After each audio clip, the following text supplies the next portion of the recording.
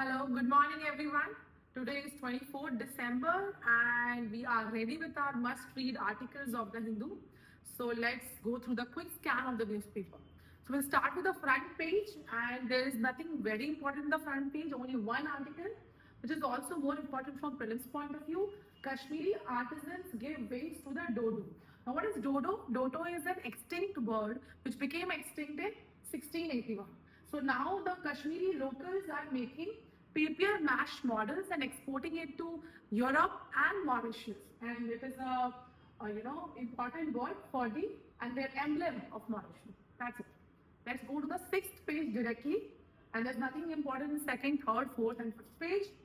And sixth page, we have a very important article, which is India's steel fame does need a check.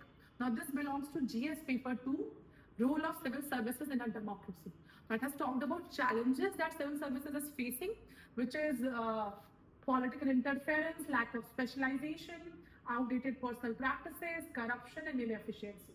Several committees and commissions have been formed to give recommendations for the improvement of civil services. The one of them is first ARC in 1966, which recommended need for specialization, accountability, merit-based promotion within bureaucracy. Second ARC in 2005 recommended lateral entry, reducing the age of entry into civil services, and establishing safeguard against arbitrary transfer. There are other bills which was not passed, like Civil Services Standards, Performance and Accountability Bill 2010, still not passed. Supreme Court of India also gave a directive to establish Civil Services Board in 2013, which had limited impact because it was not enforced only. But we have a best practices here, which is US proposed 𝙦𝙦, which will reduce the wasteful expenditures that is happening even now, and it is led by very big leaders like Elon Musk and Vivek Ramaswamy in US. So India can learn from such kind of best practice and apply in India also. Let's come to the next most important article in editorial, which is GATTification of the WTO. Now this comes under GS paper 2, important international institutions. So now what is happening? The dispute settlement body of WTO had two targets. The first was WTO panels, the second was appellate body. Now the appellate body is not operational due to persistent blocking by the USA, right? So that's what the problem has been they are facing, and we are moving away from we had moved away from the GATT era, which was 1948 to 1994, which was a diplomacy-based trade multilateralism, and today from 1994 we were following rule-based system of WTO.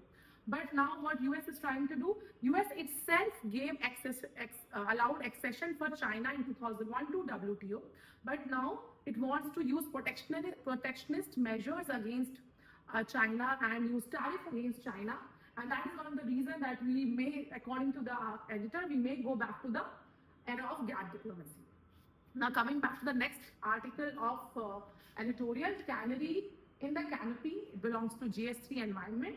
It has talked about Indian State of Forest Report of 2013, according to which 25% of India's land is covered by forest or tree cover. So now what is the issue here?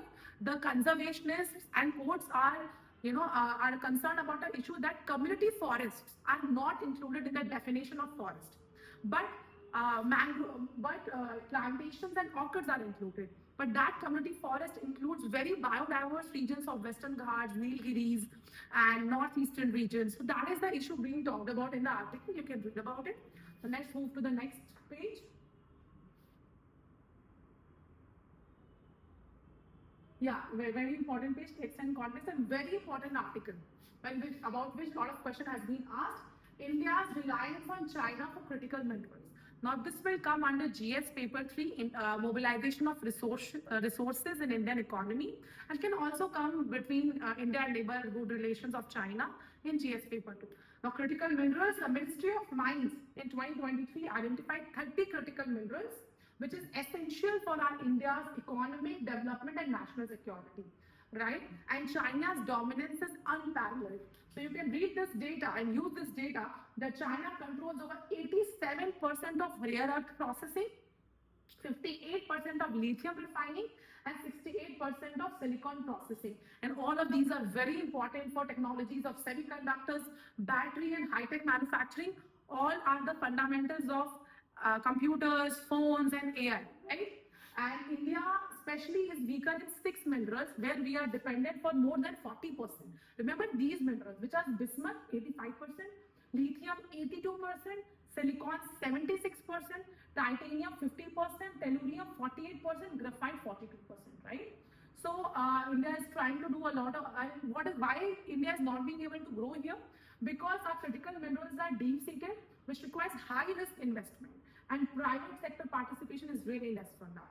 So government is taking a lot of measures to counter that, like Carbon, which is a joint venture of 3 state-owned companies. India has also made some strategic initiatives like Mineral Security Partnership, Critical Raw Materials Club. It is also investing in R&D of Geological Survey of India, CSIR, and is also offering production-linked incentives, and is also promoting circular economy in this critical minerals area. Okay, now let's come into the next article. This article is simple and needs to be learned as only a little bit. The heading is, why has the MHA reimposed restrictions in 3 northeastern states of Nagaland, Manipur and Mizoram? Now what is this protected area in regime? Now the foreigners who wants to roam around these 3 areas needs prior permission and protected area permits from the government. That is about it. And you can read about other things like free movement regime between the 2 countries of India and Myanmar. And these 3 countries are facing bigger issue because it shares border with Myanmar. And Myanmar is itself facing a lot of internal conflicts like military coup and things like that. Let's come to another article. And so this just the heading, Google's GenCast AI. In topics like disaster management, where you want to recommend some weather forecasting models, you just the heading Google's GenCast AI, not the detail of the article. It's too much for our exam. Now this article also has to be read in very much brief. A former SC judge has been named a human rights panel chief. So you have to know the appointment committee's member, who are the members like Prime Minister Narendra Modi, the opposition leaders in Lok Sabha and Rajya Sabha. Please read about it. So the next topic is about, again, the next topic comes under House Committee, flags excess spending by 4 ministries. Now this comes under GS2, Parliament and its functioning. It has talked about Public Accounts Committee, Article 115. Again, read about it because it can be important for prelims related information. Now, I think, now he is one of the biggest peerless filmmaker. Shyam Benegal Committee was also formed for the to making recommendations about CBFC, the Film Certification Committee.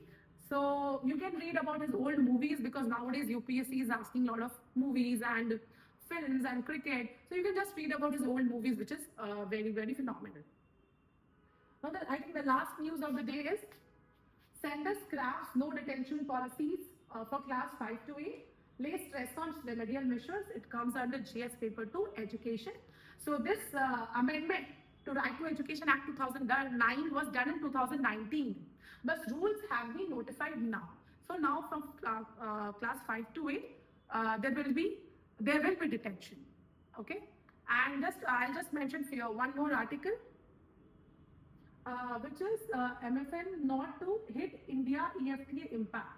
Now this MFN topic comes under GS paper 3 also economy, but more under GS paper 2, where India and its relation with regional groupings matter, right? So the Switzerland government has decided to suspend MFN status with India, but that will not affect the 4-nation EFTA with India agreement, which is TEPA, Trade and Economic Partnership Agreement TEPA. Now which countries are members of EFTA? Iceland, Liechtenstein, Norway and Switzerland. So I think this much is important, and the highlighted part is only important, nothing more. And you just can read, come to the next page, and we just want to read that there is a Rupur nuclear project in Bangladesh, which is Russia-backed, and there is some, anti-corruption investigation is going on. Just that you just need to know that there is a Rupur nuclear project in Bangladesh, which can be asked in prelims-related news. And I think that's it for today. I hope I have covered it in as less time as possible. Thank you.